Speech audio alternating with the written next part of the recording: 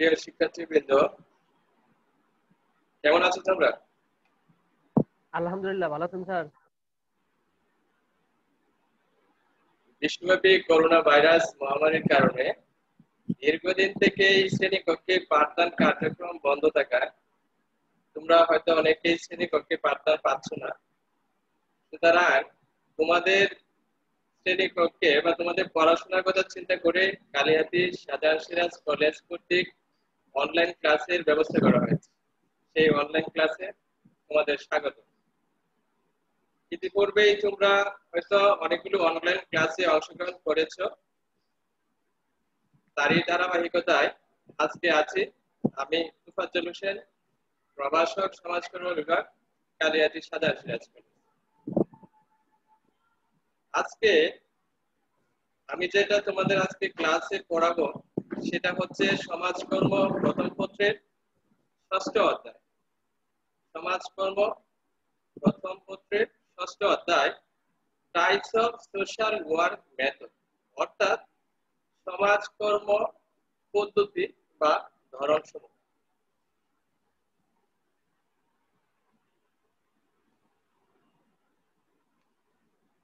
সমাজকর্মের পদ্ধতি সম্পর্কে জানার আগে আমরা একটু সমাজকর্মের সংজ্ঞা বা সমাজকর্ম সম্পর্কে একটু ধারণা নেব। ইতিপূর্বে আমি ক্লাসে তোমাদের পড়িয়েছি, তোমরা হয়তো নিশ্চয়ই অবগত আছো যে সমাজকর্ম কাকে বলে। যদি আমরা একেবারেই এমসিকিউ প্রশ্নের উত্তরের জন্য বা 1 মার্কসের জন্য যদি সেটা অ্যান্সার করতে যাই, তাহলে সমাজকর্ম হলো একটা ব্যবহারিক সামাজিক বিজ্ঞান। অথবা আমরা বলতে পারি সমাজকর্ম হচ্ছে একটি সাহায্যকারী পেশা, অথবা আমরা বলতে পারি সমাজকর্ম হচ্ছে একটি সক্ষমকারী প্রক্রিয়া। এটা হচ্ছে একেবারে ছোট আকারে উত্তর। আর যদি আমরা সেটাকে একটু বিস্তারিতভাবে বর্ণনা করতে চাই, তাহলে আমরা সাধারণভাবে যেটা বলতে পারি যে সমাজকর্ম হচ্ছে এমন একটা সাহায্যকারী পেশা যা ব্যক্তি, দল ও সমষ্টিকে এমনভাবে সহায়তা করে যেন তারা নিজেরাই নিজেদের সমস্যা সমাধান করতে পারে। এখানে বলা হয়েছে ব্যক্তি, দল এবং সমষ্টি।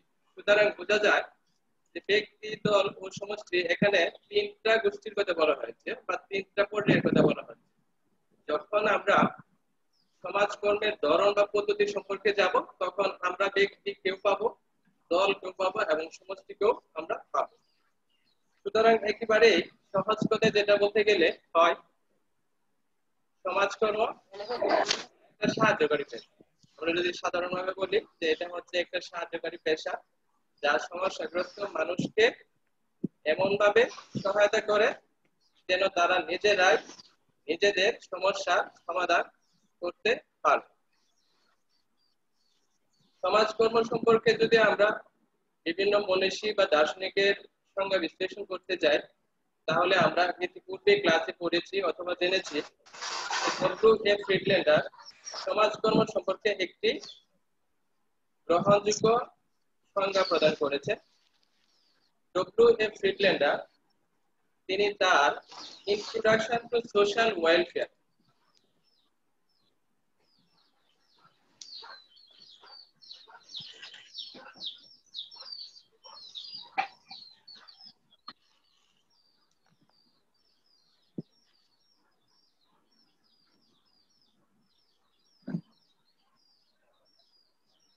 ইন্ট্রোডাকশন টু সোশ্যাল ওয়েলফেয়ার গ্রন্থে তিনি সমাজকর্মের সবচেয়ে যথাযথ এবং গ্রহণযোগ্য একটা সংজ্ঞা দিয়েছেন।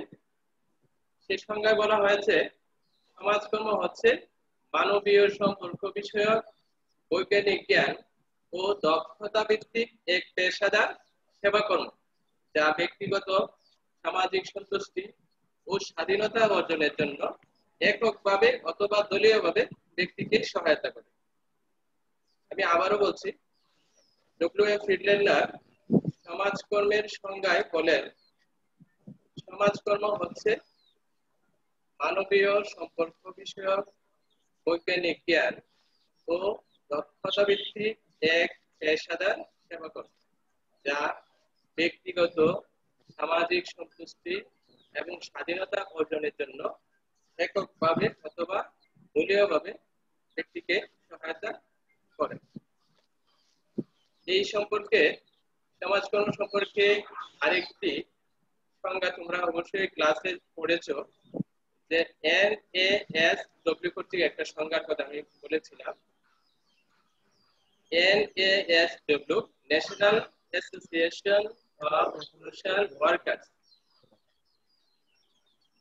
NASW কর্তৃক যে সংজ্ঞা বলা হয়েছিল সেটা হচ্ছে সমাজকর্ম হচ্ছে ব্যক্তি, দল এবং সমষ্টিকে সাহায্য করার এমন এক পেশাগত কর্মকাণ্ড যা তাদের সামাজিক ভূমিকা পালন ক্ষমতাকে শক্তিশালী ও পুনরুদ্ধার করে এবং সামাজিক পরিবেশকে এই লক্ষ্যে উপযোগী করে গড়ে তোলে।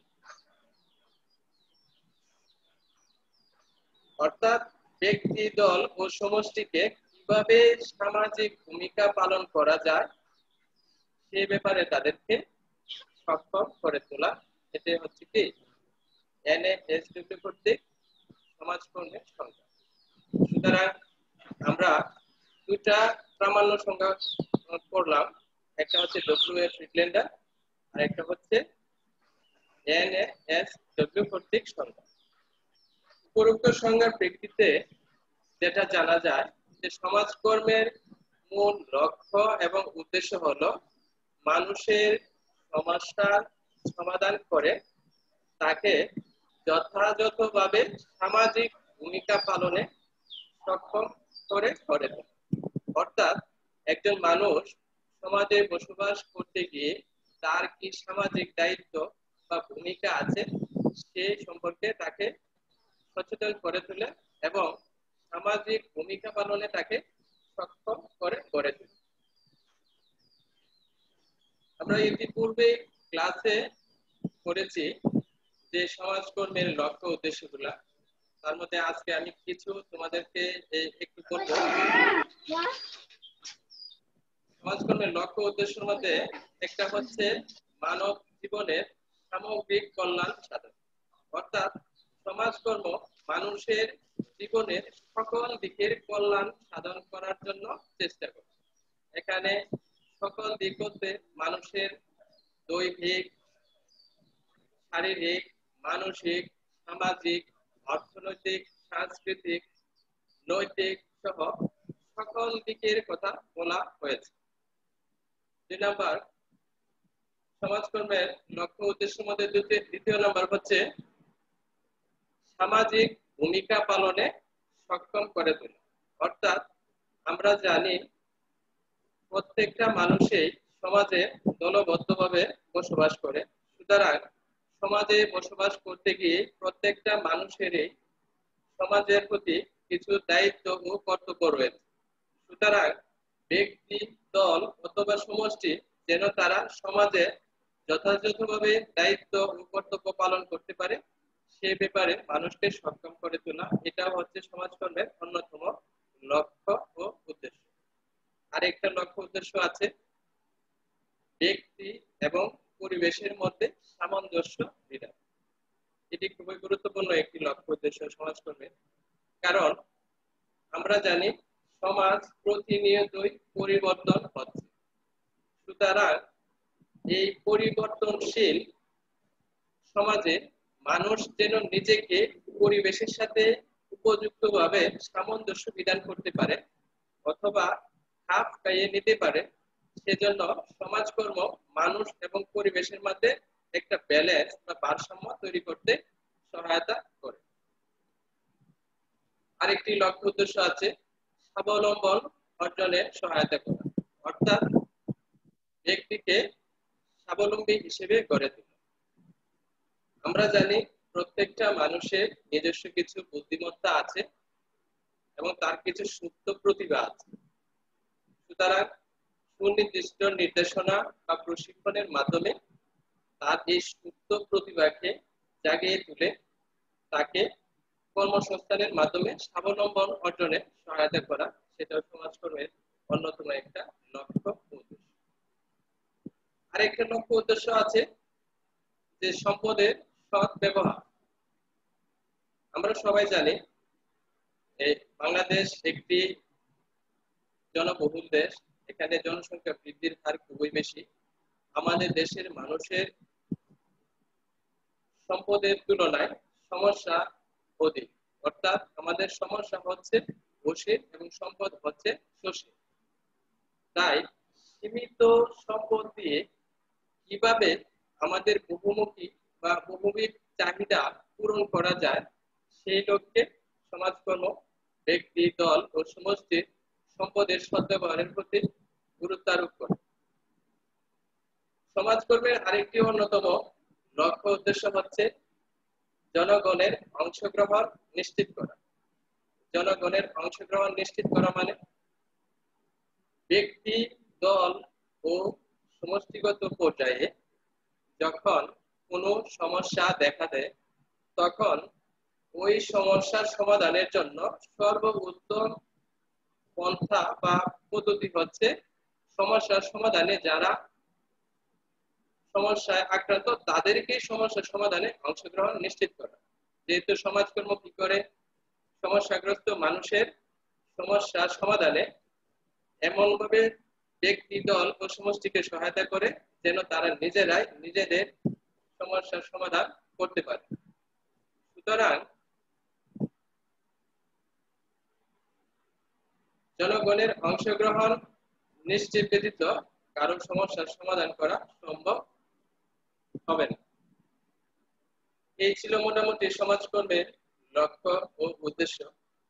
আজকে আমাদের যে মূল আলোচনায় যাব আমরা, সেই মূল আলোচনা হচ্ছে types of social work method, অর্থাৎ সমাজকর্ম পদ্ধতি বা ধরন।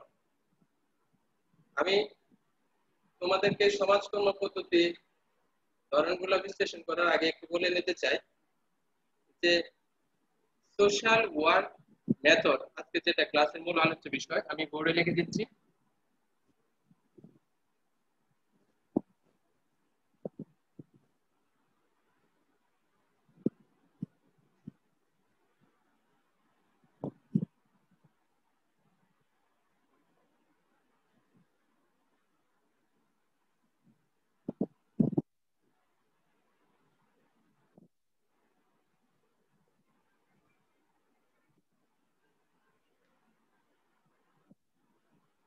সোশ্যাল ওয়ার্ক মেথড,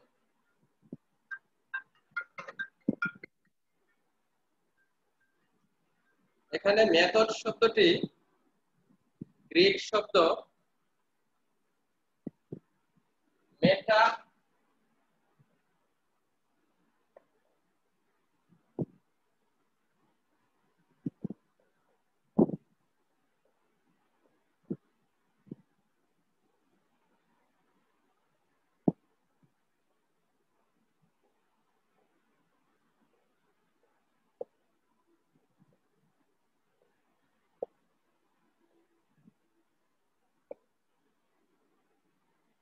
এখানে মেথড শব্দটি গ্রিক শব্দ দুটা মেটা এবং অদর্স থেকে এসেছে।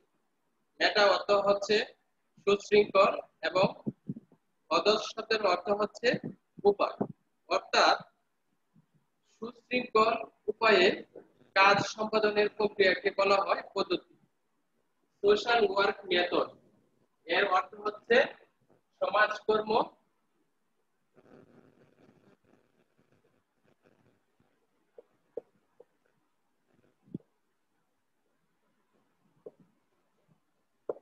সমাজকর্ম পদ্ধতি বা ধরন। সুতরাং পদ্ধতি কাকে বলে? সুনির্দিষ্ট উপায়ে বা সুশৃঙ্খল ভাবে কাজ সম্পাদনের প্রক্রিয়াকে বলা হয় পদ্ধতি। সুতরাং আমরা যদি বলি যে সমাজকর্ম পদ্ধতি কাকে বলে, তাহলে আমরা এটার সঙ্গে বলতে পারি ব্যক্তি, দল ও সমষ্টির সমস্যার সমাধান, প্রতিরোধ, নিয়ন্ত্রণ ও উন্নয়নে পেশাদার সমাজকর্মী যে সকল পন্থা বা কৌশল প্রয়োগ করে থাকে সেগুলোকে বলা হয় সমাজকর্ম পদ্ধতি। সমাজকর্ম পদ্ধতি সম্পর্কে ডক্টর আব্দুল হালিম মিয়া বলেন, যেসব কর্মপন্থা বা কর্ম প্রক্রিয়ার মাধ্যমে সমাজকর্মের জ্ঞান, দক্ষতা ও নীতিমালা ব্যক্তি, দল ও সমষ্টির সমস্যার সমাধানে সমাজকর্মী প্রয়োগ করে থাকে, সেই সকল সুশৃঙ্খল কর্ম প্রক্রিয়াকে বলা হয় সমাজকর্ম পদ্ধতি। অর্থাৎ ব্যক্তি, দল ও সমষ্টির সমস্যার সমাধানের জন্য একজন পেশাদার সমাজকর্মী যে সকল পন্থা বা কৌশল অবলম্বন করে সমস্যার সমাধান করে থাকে সেগুলোকে বলা হয় সমাজকর্ম পদ্ধতি।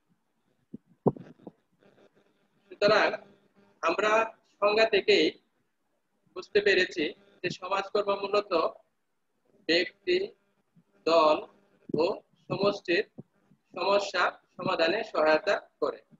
সেই প্রেক্ষিতে সমাজকর্মের ধরনকে মূলত প্রধানত দুটি ভাগে ভাগ করা হয়।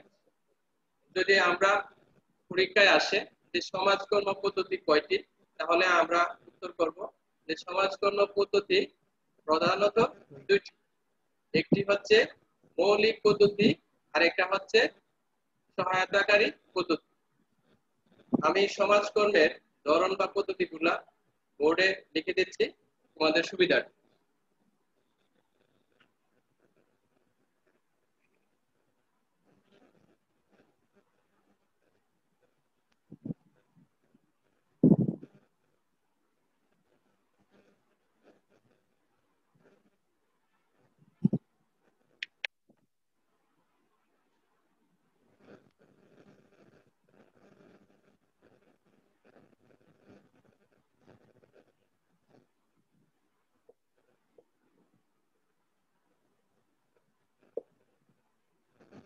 সমাজকর্ম পদ্ধতি, সমাজকর্ম পদ্ধতিকে প্রথমত দুই ভাগে ভাগ করা হয়।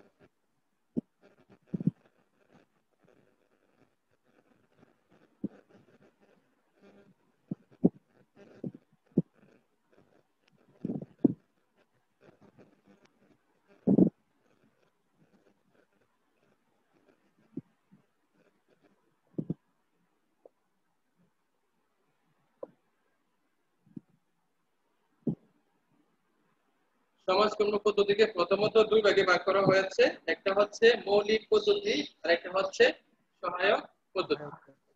মৌলিক পদ্ধতি কাকে বলে এবং সহায়ক পদ্ধতি কাকে বলে সেটা আমরা এখন জেনে নিই।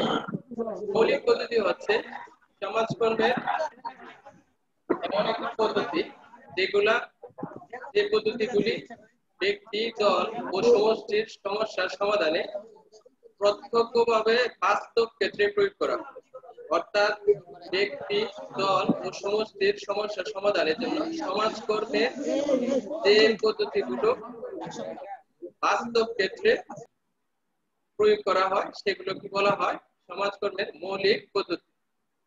সমাজকর্মের মৌলিক পদ্ধতিকে আবার তিনটি ভাগে ভাগ করা হয়েছে, আমি লিখে দিচ্ছি বোর্ডে।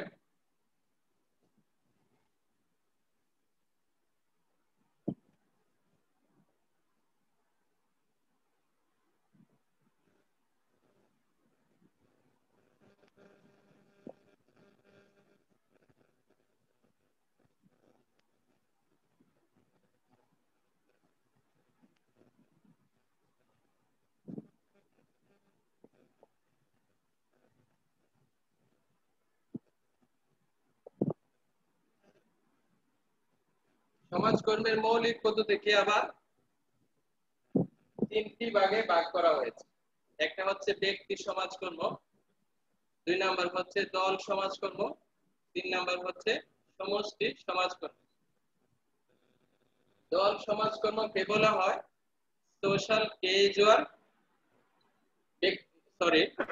ব্যক্তি সমাজকর্মকে বলা হয় সোশ্যাল ক্যাজুয়াল। যদি ইংরেজিতে দেখে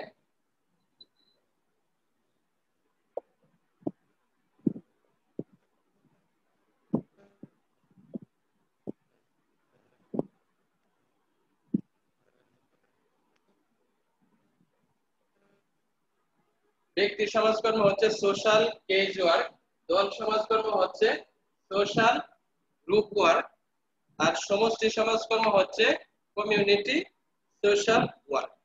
অর্থাৎ এই তিনটি পদ্ধতি সমস্যাগ্রস্ত মানুষের সমস্যার সমাধানে একেবারে বাস্তব ক্ষেত্রে প্রয়োগ করা হয়।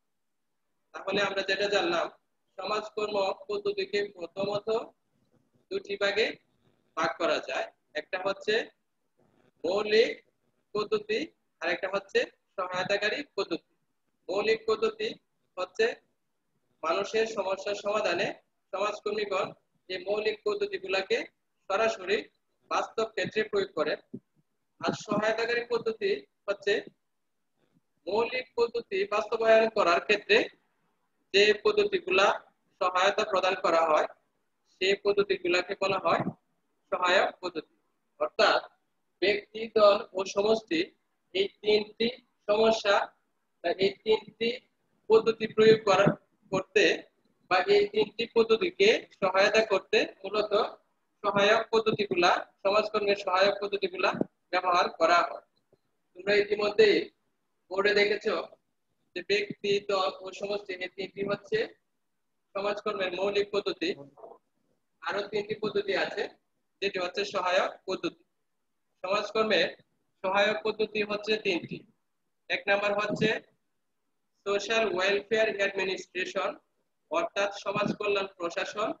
দুই নাম্বার হচ্ছে সোশ্যাল ওয়ার্ক রিসার্চ, অর্থাৎ সমাজকর্ম গবেষণা। আরেকটা হচ্ছে সোশ্যাল অ্যাকশন, অর্থাৎ সামাজিক কার্যক্রম। তাহলে যেটা জানা গেল, সমাজকর্ম পদ্ধতির প্রথমত দুইটি, একটি হচ্ছে মৌলিক পদ্ধতি আর একটি হচ্ছে সহায়ক পদ্ধতি। বলো, কিছু বলবে?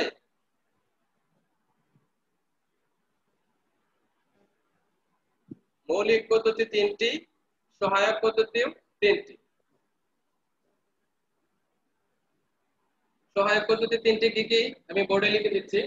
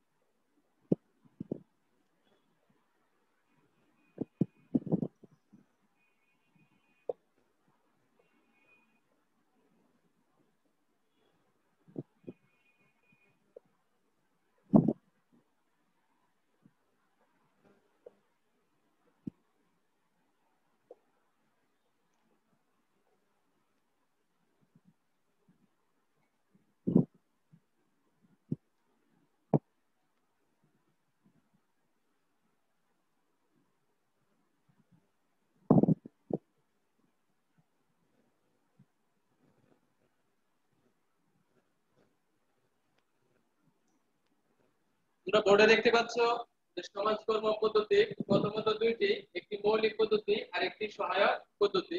মৌলিক পদ্ধতি তিনটি। এক নাম্বার হচ্ছে ব্যক্তি সমাজকর্ম, দল সমাজকর্ম, তিন নাম্বার হচ্ছে সমষ্টি সমাজকর্ম। আর সহায়ক পদ্ধতি আবার তিন ভাগে বিভক্ত। একটা হচ্ছে সমাজ কল্যাণ প্রশাসন, দুই নাম্বার সমাজকর্ম গবেষণা, তিন নাম্বার সামাজিক কার্যক্রম।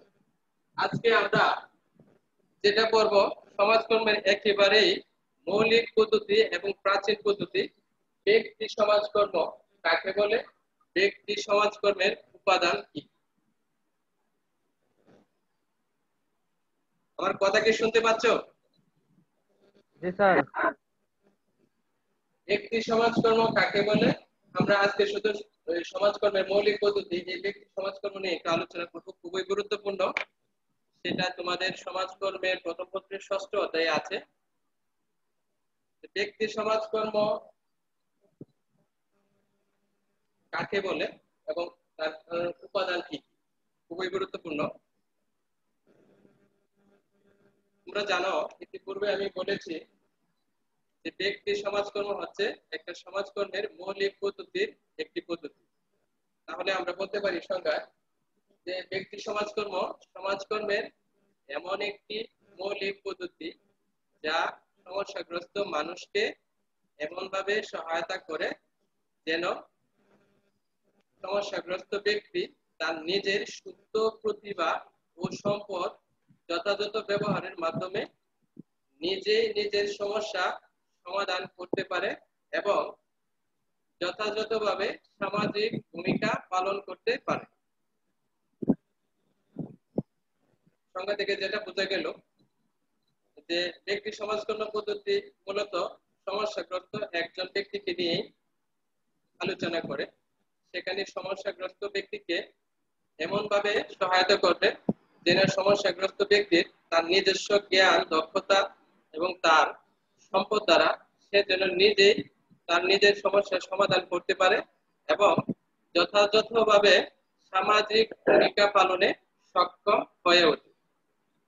এই ব্যক্তি সমাজকর্ম পদ্ধতির সংজ্ঞায় ডব্লিউ.এ. ফ্রিডল্যান্ডার একটি গুরুত্বপূর্ণ বা যথাযথ গ্রহণযোগ্য একটা সংজ্ঞা দিয়েছে।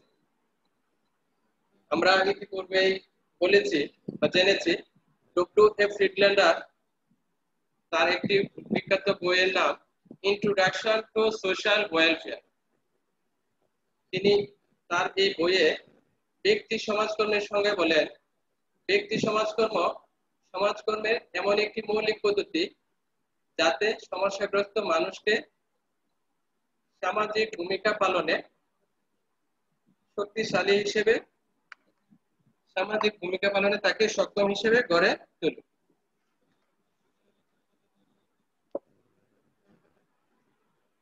তিনি বলেন যে ব্যক্তি সমাজকর্ম ডব্লিউ.এ. ফ্রিডল্যান্ডার ব্যক্তি সমাজকর্মের সংজ্ঞায় বলেন যে ব্যক্তি সমাজকর্ম সমস্যাগ্রস্ত সাহায্যার্থীকে এমনভাবে সহায়তা করে যাতে সে উন্নতর সামাজিক সম্পর্ক ও সামাজিক সামঞ্জস্য বিধানে সক্ষম হয়ে সুখী ও অর্থবহ জীবনযাপন করতে সক্ষম হয়।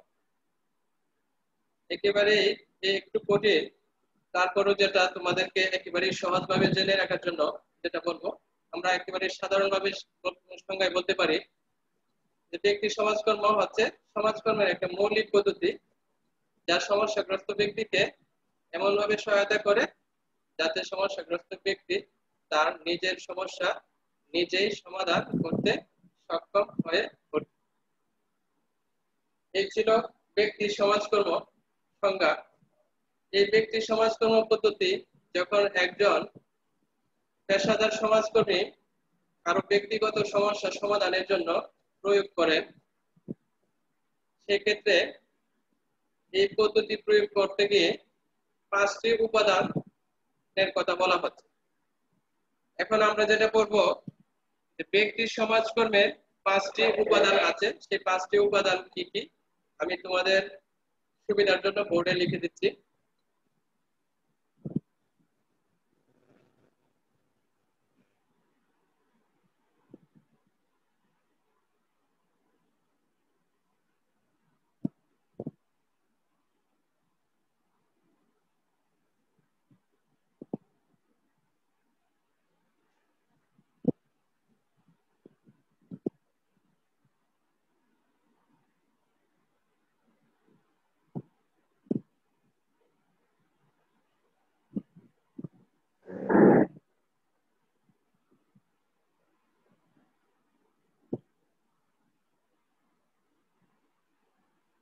ব্যক্তি সমাজকর্ম উপাদান সমূহ।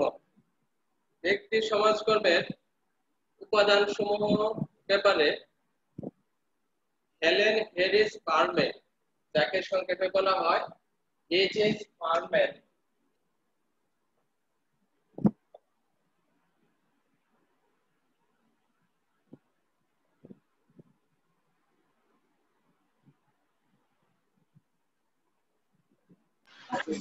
হ্যালো হ্যালো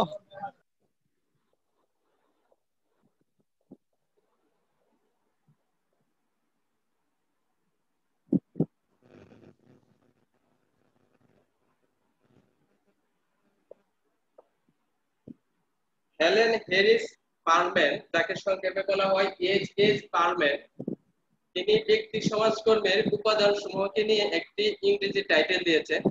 আমরা যদি সেই ইংরেজি টাইটেলটাকে বিশ্লেষণ করি তাহলে আমরা ব্যক্তি সমাজকর্মের কি কি উপাদান আছে সেগুলো আমরা সেখান থেকে খুঁজে বের করতে পারবো। তিনি ব্যক্তি সমাজকর্মের উপাদান সমূহে সম্পর্কে বলতে গিয়ে যে ইংরেজি টাইটেলে বলেন যে ব্যক্তি সমাজকর্মের উপাদানগুলো সম্পর্কে, যে a person with a problem comes to a place where a professional representative helps him by a given process. আমি আবারও বলছি, a person with a problem comes to a place where a professional representative helps him by a given process. তোমাদের বোঝার সুবিধার্থে আমি বোর্ডে লিখে তারপর চিহ্নিত করে দিচ্ছি ব্যক্তি সমাজকর্মের উপাদান। তিনি এই ইংরেজিতে ব্যক্তি সমাজকর্মের 5টি উপাদানের কথা। ব্যক্তি সমাজকর্মের হেলেন হ্যারিস পারম্যান যেটি বলেছেন ইংরেজি টাইটেল, সেটা তোমরা দেখতে পাচ্ছ যে a person with a problem comes to a place where a professional representative helps him by a given process. এখানে 5টি উপাদান সম্পর্কে বলা হয়েছে। 1 নম্বর উপাদান আমরা মার্ক করি পারসন, 2 নম্বর হচ্ছে প্রবলেম, 3 নম্বর হচ্ছে a place, 4 number a professional representative, 5 নম্বর হচ্ছে প্রসেস। অর্থাৎ ব্যক্তি সমাজকর্মের উপাদান সম্পর্কে হেলেন হ্যারিস পারম্যান যে ইংরেজি টাইটেলটা দিয়েছেন, সেই ইংরেজি টাইটেলে বলা হচ্ছে যে এ পারসন, এটা হচ্ছে ব্যক্তি সমাজকর্মের প্রথম উপাদান, প্রবলেম 2 নম্বর উপাদান, প্লেস 3 নম্বর উপাদান, প্রফেশনাল রিপ্রেজেন্টেটিভ 4 নম্বর উপাদান, আর প্রসেস হচ্ছে 5 নম্বর উপাদান। 1 নম্বরে বলা হচ্ছে ব্যক্তি সমাজকর্মের 5টি উপাদান। আমাদের 1 নম্বর হচ্ছে ব্যক্তি, 2 নম্বর হচ্ছে প্রবলেম মানে সমস্যা, 3 নম্বর হচ্ছে এ প্লেস অর্থাৎ প্রতিষ্ঠান, 4 নম্বর এ প্রফেশনাল রিপ্রেজেন্টেটিভ অর্থাৎ পেশাদার কর্মী, 5 নম্বর হচ্ছে প্রসেস বা প্রক্রিয়া। ব্যক্তি সমাজকর্ম পদ্ধতি নিয়ে কাজ করতে গেলে মূলত এই 5টা উপাদান খুবই গুরুত্বপূর্ণ। এখানে ব্যক্তি, সমস্যা,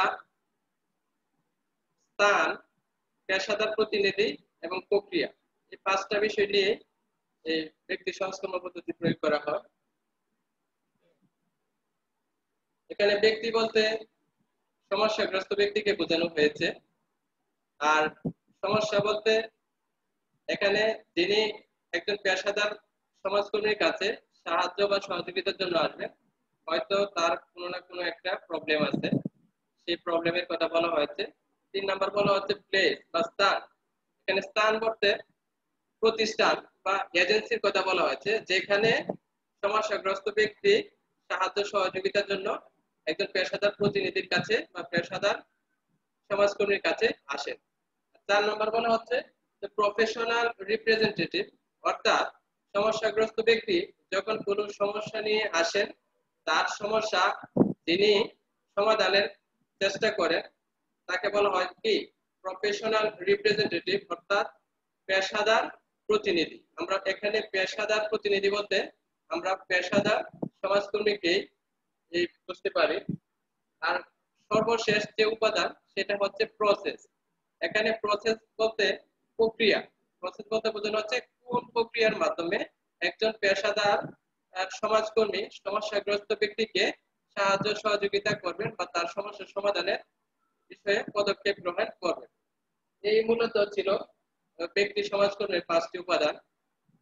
তোমরা যদি ইংরেজি এই টাইটেলটা মুখস্থ করতে পারো এবং বা পরীক্ষায় লিখতে পারো, আমি মনে করি খুবই ভালো হবে, একেবারে ইজি। তারপরে যদি কেউ যদি এটা মুখস্থ না করতে পারো তাহলে তোমরা এমনিতেই 5টি যে উপাদান আছে সেই উপাদানগুলো লিখলেও হবে। ব্যক্তি 1 নম্বর উপাদান ব্যক্তি, 2 নাম্বার উপাদান সমস্যা, 3 নাম্বার উপাদান হচ্ছে স্থান, 4 নাম্বার উপাদান হচ্ছে পেশাদার প্রতিনিধি বা পেশাদার সমাজকর্মী, 5 নাম্বার উপাদান হচ্ছে প্রক্রিয়া। এই 5টি উপায়ের মাধ্যমে একজন সোশ্যাল ওয়ার্কার বা পেশাদার প্রতিনিধি তিনি কি করে থাকেন, ব্যক্তি সমাজকর্মের পদ্ধতি প্রয়োগ করেন। সেক্ষেত্রে ব্যক্তিগত সমস্যার সমাধানের জন্য কোনো সমস্যাগ্রস্ত ব্যক্তিকে সহায়তা করে থাকে। এই ছিল মোটামুটি আজকে আমাদের ক্লাসের মূল বিষয়। তাহলে ক্লাসের শেষে আমরা যেটা বুঝতে পারলাম যে আজকে আমরা যে সম্পর্কে একটু আলোচনা করেছি, এখানে সমাজকর্মের সংজ্ঞা সম্পর্কে আমরা কিছুটা জানতে পারলাম, সমাজকর্মের লক্ষ্য উদ্দেশ্য সম্পর্কে জানতে পারলাম, এবং সমাজকর্মের যে মূল বিষয় যে সমাজকর্ম পদ্ধতি সমূহ, সেই পদ্ধতি সমূহ সম্পর্কে জানতে পারলাম। এই সমাজকর্মের পদ্ধতি সমূহের মধ্যে ব্যক্তি সমাজকর্ম পদ্ধতি সম্পর্কে আমরা আজকে জানলাম। এই ছিল মোটামুটি আজকের ক্লাসের বিষয়। আমরা আগামী ক্লাসে ব্যক্তি সমাজকর্মের সম্পর্কে আরেকটু বিস্তারিত আলোচনা করব, অর্থাৎ ব্যক্তি সমাজকর্মের প্রয়োগ ক্ষেত্র কোথায় বা ব্যক্তি সমাজকর্মের নীতিমালা কি কি আছে সেগুলো আমরা পরবর্তী ক্লাসে ইনশাআল্লাহ আলোচনা করব।